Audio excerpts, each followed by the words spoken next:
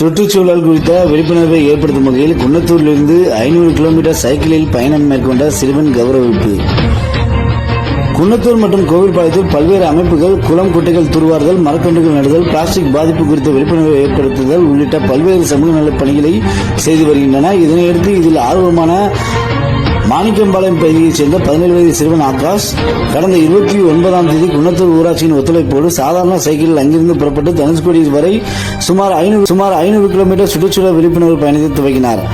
ஒட்டன்சத்திரம், மதுரை, ராமேஸ்வரம் வழியாக கடந்த நவம்பர் 1ஆம் தேதி தனுஷ்கோடி அடைந்துள்ளார். நேற்று ஊர் திரும்பிய அவருக்கு குன்னத்தூர் ஊராட்சி மன்ற தலைவர் கீதா தங்கராஜ் மற்றும் ஊழியர்கள் சால்வை அணிவித்து நினைவு பரிசு வழங்கி கௌரவித்தனர். இதுகுறித்து சிறுவன் ஆகாஷ் கூறுகையில் தான் தனுஷ்கோடி செல்லும் வழியில் பிளாஸ்டிக் ஒழிப்பு குறித்த துண்டு பிரசுரங்களை விநியோகம் செய்ததாகவும் பல இடங்களில் சேவை அமைப்புகள் தன்னை ஊக்கப்படுத்தியதாகவும் தெரிவித்துள்ளார்.